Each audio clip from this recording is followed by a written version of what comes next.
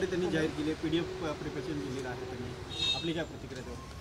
खरं म्हणजे ही त्यांची जुनी सवय आहे.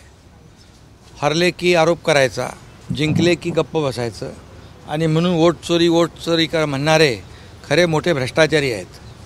आणि त्यांच्या काळामध्ये कॉमनवेल्थ घोटाळा, 2G स्पेक्ट्रम घोटाळा, कोळसा घोटाळा, कोळशामध्ये चोरी म्हणणारे कोळशात चोरी केली, 2G स्पेक्ट्रममध्ये चोरी केली, कॉमनवेल्थमध्ये चोरी केली, अगदी चारा घोटाळ्यात चाराही खाल्ला, चारा चोरी केली, शेणही सोडलं नाही. तेही काय म्हणू शेण घोटाळाही केला. म्हणजे पैसे तर खाल्ले, गोबर घोटाळा, तेही पैशाच्या बरोबर तेही खाल्लं. त्यामुळे त्यांना काय अधिकार आहे चोरी म्हणणारे? मी एवढंच सांगतो की जेव्हा ते हरतात, किंबहुना आता बिहारच्या निवडणुकांमध्ये ते हरणार आहेत याचा अंदाज त्यांना आता लागलेला आहे. आणि म्हणून हे सगळं रडगाणं सुरू आहे. एक ग्राउंड तयार करायचं काम चालू आहे. म्हणजे आम्ही म्हणालो होतो हे असं चाललेलं आहे, ह्याच्यामध्ये EVM घोटाळा झाला, वोट मतांची चोरी केली. खरं म्हणजे मी एवढंच म्हणेन, त्या काळामध्ये त्यांच्या काळात सगळ्यात मोठा निवडणूक आयोगामध्ये झालेला घोटाळा तुम्हाला मी सांगतो, सगळ्यात मोठा स्कॅम त्या काळात मनमोहन सिंग सरकारमध्ये MN गिल जे निवडणूक आयोगाचे प्रमुख होते, त्यांनी हिंदू हृदय सम्राट बाळासाहेब ठाकरे यांचा मतदानाचा अधिकार 6 वर्षासाठी काढून घेतला. हा सगळ्यात मोठा स्कॅम होता आणि सगळ्यात मोठा घोटाळा होता. आणि खऱ्या अर्थाने त्या माणसाला काँग्रेसने मंत्री बनवून पारितोषिक दिलं, बक्षीस दिलं. तुम्हाला काय अधिकार आहे आमच्यावर आरोप करण्याचा? काय अधिकार आहे तुम्हाला वोट चोरी म्हणण्याचा? आणि म्हणून या ठिकाणी मी आपल्याला एवढंच सांगतो की जेव्हा हे हरतात तेव्हा निवडणूक आयोग, EVM या सगळ्यावर चोरीचा आळ घेतात. मी एवढंच सांगेन, राहुल गांधी यांचा हा करंटेपणा आहे. राहुल गांधी खऱ्या अर्थाने याचा म्हणजे त्यांना निवडणूक आयोगाचं, निवडणुकीचं, मतांचं विरोधी पक्ष नेते असताना भान असायला पाहिजे. हे केवळ निवडणूक आयोगाचा अपमान नाही करत, तर लाखो करोडो लाडक्या बहिणींचा अपमान आहे, लाडक्या शेतकऱ्यांचा अपमान आहे, लाडक्या भावांचा अपमान आहे, लाडक्या महाराष्ट्रातल्या तमाम जनतेचा अपमान आहे. आणि म्हणून ही जनता यांना धडा शिकवल्याशिवाय राहणार नाही. तुम्हाला माहीत आहे की 1,186 बूथ महाराष्ट्रामध्ये आहेत. एका बूथवर फक्त 70 मतं वाढली, 70 मतांचं मतदान जास्त झालं तर 70 लाखपेक्षा जास्ती मतं होतात. आणि म्हणून जेव्हा लाडकी बहीण योजना केल्यानंतर सर्वांनीच ठरवलं की महायुतीला विजयी करायचं आणि त्यामुळे मतदानाचा टक्का वाढला. पण हे ते मान्य करायला तयार नाहीत. नुकत्याच झालेल्या त्याच्यापूर्वी लोकसभेच्या निवडणुकांमध्ये त्यांची मतांची टक्केवारी वाढली, त्यांना 30 जागा मिळाल्या, 31 जागा मिळाल्या, महायुतीला 17 जागा मिळाल्या. पण जनतेचा कौल आम्ही मान्य केला. फेक नरेटिव्हच्याद्वारे त्यांनी जे काही तिथे फेक नरेटिव्ह पसरवून मतं मिळवली, मतांची चोरी केली, आम्ही म्हणायचं का? आणि म्हणून हे सगळं फेक नरेटिव्ह पसरवायचं काम राहुल गांधी करतायत. त्यांनी हे बंद करावं. विरोधी पक्षनेता म्हणून एक जबाबदार विरोधी पक्षनेता म्हणून त्यांनी काम केलं पाहिजे. सर, आज NDAच्या घटक पक्ष पराभव त्यांना समोर दिसू लागताच ही अशी कारणं त्यांची सुरू होतात, रडगाणं सुरू होतं आणि एक ग्राउंड तयार करायचं काम सुरू होतं. आणि हरल्यानंतर त्यांना बोलायला मोकळी असते की आम्ही म्हणालो होतो, आम्ही सांगितलं होतं आणि त्याचा परिणाम आहे. सर, आज NDAच्या घटक पक्षांची बैठक जेव्हा आरोप झाले होते तेव्हा त्यांनी इलेक्ट्रॉनिक डाटा मागितला होता. त्याच काळात इलेक्ट्रॉनिक डेटा द्यायच्या ऐवजी तात्काळ कायद्यात बदल करण्यात आला. त्याचबरोबर त्यांनी ज्या याद्या मागितल्या होत्या त्या याद्या देण्याच्या ऐवजी इलेक्शन कमिशन याद्या देत नाही. कोण म्हणाला असं? अरे त्यांचा खोटा आरोप आहे. त्यांच्या खोट्या आरोपावर बिनबुडाचे आरोप जे आहेत, निवडणूक आयोगाने 5-10 जिल्ह्यांचं गणित त्यांच्यासमोर मांडलं होतं. पूर्णपणे मतांची आकडेवारी, EVM मधली आकडेवारी आणि VVPATचे आकडेवारी ही जुळलेली आहे. त्यामुळे खोटं बोलायचं, रेटून बोलायचं हा त्यांचा धंदा आहे. सर, आज एनडीएची बैठक झाली आणि त्यामध्ये निर्णय घेण्यात आला पंतप्रधान नरेंद्र मोदी आणि सोबतच JP नड्डा यांना अधिकार देण्यात आला आहे उपराष्ट्रपतीपदासाठी उमेदवार ठरवण्याचा. त्यांचा अधिकार आहे. मी काल याच्यावर बोललेलो आहे की NDA आणि जे काही प्रधानमंत्री मोदीजी जो निर्णय घेतील त्याला आमचं पूर्ण NDAतला घटक पक्ष म्हणून मान्यता आहे. इंडिया आघाडी सपोर्ट आहे. काही खासदार मतदान करतील असं वाटतंय का तुमच्यासोबत? मतदानाची तारीख निश्चित होऊ द्या, त्यानंतर सगळ्या गोष्टी आपल्याला समोर येतील. उद्धव ठाकरेंना आज प्रश्न विचारला होता. घेऊन असं बोलले की हे मी आणि ते ठरवणारे आहेत, इंडिया ब्लॉक किंवा काँग्रेसचं काय लेनदेन नाही, आम्ही दोघे सक्षम आहोत. बरोबर आहे, कारण त्यांनी आतापर्यंत महाविकास आघाडीसोबत होते. आता महाविकास आघाडी काही त्याची किंमत राहिलेली नाही. आता जे राज ठाकरे त्यांच्यासोबत आहेत, पण मी कालच म्हणालो की त्यांना स्वतःवरच विश्वास नाही.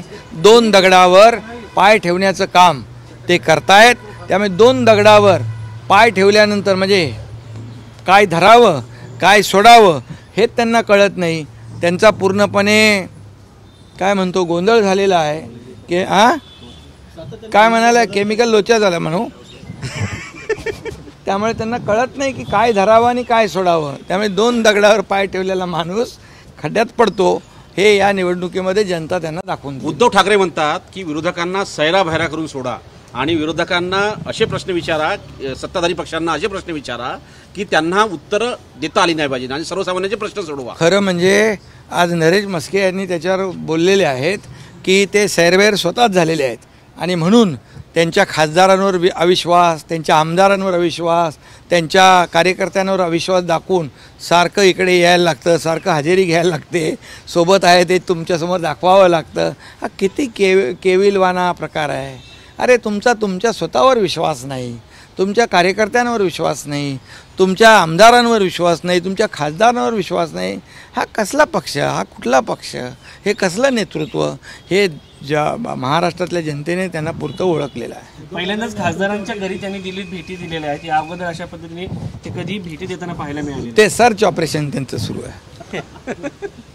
त्यांना वाटतं अजूनही धाकधूक आहे की काहीतरी होईल म्हणून. त्यांना वाटतं त्यांच्या घरात आणखी कोणीतरी दुसरा लपलाय काय. उद्धव ठाकरे यांनी आज पत्रकार परिषद घेतली आणि तुमच्यावर टीका केलेली आहे. तुम्ही दिल्लीमध्ये तुमच्या मालकांना भेटायला येता, तेच मोठे गद्दार आहेत असं देखील त्यांनी टीका केली. खरं म्हणजे मला तर ते नेहमी तो शब्द त्यांचा परमनंट आहे. जनतेशी गद्दारी हे म्हणजे खऱ्या अर्थाने हा तो शब्द आहे जो गद्दार आणि बेईमान हा त्यांना तंतोतंत लागू होतो. कारण 2019 साली महाराष्ट्रातल्या जनतेने शिवसेना आणि भाजपला मॅन्डेट दिलं होतं, पण यांनी स्वतःच्या खुर्चीसाठी, स्वतःच्या स्वार्थासाठी हे सगळं मॅन्डेट बाजूला ठेवलं. बाळासाहेबांच्या पाठीत खंजीर खुपसला, मतदारांच्याशी बेईमानी केली, दगाबाजी केली, मतदारांशी गद्दारी केली, बाळासाहेबांशी गद्दारी केली आणि भाजपशी तर केलीच केली. आणि म्हणून हा जो काही शब्द आहे त्यांना तंतोतंत लागू पडतो. आम्ही कुठलीही गद्दारी केली नाही. आम्ही सर्व मंत्रिपदं सोडून गेलो, सरकारवर पाणी सोडून गेलो, सत्तेवर पाणी सोडून गेलो आणि आम्ही कुठलाही मागचा फिरचा विचार न करता महाराष्ट्रातल्या जनतेचा विचार केला, महाराष्ट्राच्या विकासाचा विचार केला. आणि म्हणूनच आम्हाला त्यांनी आमच्यावर बोलण्याचा त्यांना नैतिक अधिकार नाही. कारण आता देखील बाळासाहेबांची गद्दारी करून ते कुठं जात आहेत भेटायला? 10 जनपथला. हे बाळासाहेबांना आवडलं असतं का? बाळासाहेबांकडे सगळे भेटायला येतात, यांना त्या 10 जनपथच्या वाऱ्या करायला लागतात. आम्ही आमचे मालक कोण म्हणता? आम्ही महाराष्ट्रातली जनता जी आहे ती आमची मालक आहे, आम्ही सेवक आहोत. आणि मोदीजी NDAचे नेते आहेत, ते महाराष्ट्राला भरभरून देत आहेत. आम्ही त्यांच्याकडे जातो, कालही गेलो, यापूर्वी गेलो, यापुढेही जाऊ आणि महाराष्ट्राच्या भल्यासाठी जाऊ. तुमच्यासारखं कटोरा घेऊन मला मुख्यमंत्री बनवा, मला नेता बनवा, हे बनवा, ते याच्यासाठी जात नाही आम्ही. त्यामुळे तुम्हाला आमच्यावर बोलण्याचा नैतिक अधिकार उरलेला नाही, तुम्ही तो कधीच गमावलेला आहे. सर, आपण म्हणता सर उद्धव ठाकरे आपण टीका करताय, पण आपण देखील 7 दिवसात 2 वेळा दिल्लीत आलेला आहात. 7 दिवसात 2 वेळा दिल्लीत आलेले आहे आपण. उन्होंने कहा है कि महाराष्ट्र में बहुत बड़ा वोटिंग का घोटाला हो चुका है. उन्होंने कहा 40 लाख वोटिंग जो है अपराध. मैं तो आपको ये बताऊंगा 40 लाख नहीं 70 लाख, 1,186 वोटिंग बूथ है। एक जगह पर अगर 70 वोट बढ़ते हैं तो 70 लाख होते हैं। और लाडली बहना के वजह से ये वोटिंग परसेंटेज बढ़ा है, किसानों के वजह से बढ़ा है, लाडले भाइयों के वजह से बढ़ा है। महाराष्ट्र की जनता ने तय किया था महायुति को हम विजयी बनाएंगे, क्योंकि महायुति ने 2.5 साल 3 साल में जो काम किया है वो काम जनता के हित में किया है। और इसलिए उनको विपक्ष के नेता के नाते उन्होंने ये अंदाज लगाना चाहिए, और उन्होंने ऐसे जो आरोप लगाते हैं उसको कोई भी एविडेंस नहीं है, कोई भी अर्थ नहीं है, कुछ भी नहीं है। और बार बार उनको जब वो जीतते हैं, लोकसभा जीत गए तभी उन्होंने आरोप नहीं लगाया, तब चुप बैठ गए। तेलंगाना जीत गए तब उन्होंने आरोप नहीं लगाया, तब चुप बैठ गए। कर्नाटक जीत गए तभी आरोप नहीं लगाया, तब ठीक था चुनाव आयोग। और इसीलिए मैं ये कहूँगा सबसे बड़ा चुनाव आयोग का जो स्कैम हुआ था वो मनमोहन सिंह जी जब प्रधानमंत्री थे तब बाला साहब ठाकरे जी का वोटिंग राइट छीन के लिया था। वोटिंग राइट छीन के लिया 6 साल के लिए। ये बहुत बड़ा घोटाला था, बहुत बड़ा स्कैम था। और जिसने ये किया उसको इन्होंने मंत्री बनाया और बख्शिश दिया। इनको क्या बोलने का हक है? और इसीलिए मैं ये कहूँगा उनको ही मिलने के लिए उनके जो बोलते हैं बाला साहब ठाकरे जी के वारसदार वो उनको मिलने जा रहे, जिन्होंने बाला साहब ठाकरे जी का वोटिंग राइट छीना, जिन्होंने सावरकर को गालियाँ दी, उनको जाके मिलते हैं। हम 10 जनपद वाले नहीं हैं, हम यहाँ विकास पथ वाले हैं जो डेवलपमेंट करना चाहते हैं। आदरणीय मोदी जी उनके साथ हम लोग हैं, ये हमें गर्व है। टैरिफ के ऊपर आज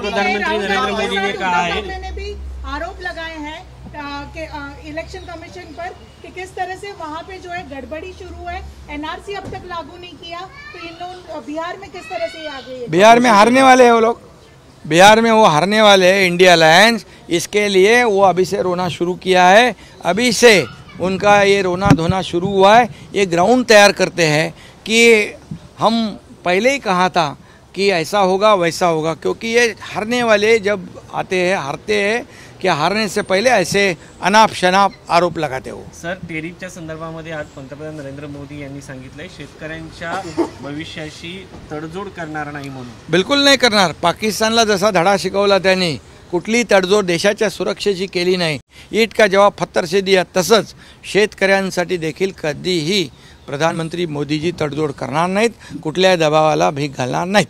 थँक्यू। धन्यवाद। थँक्यू। बरोबर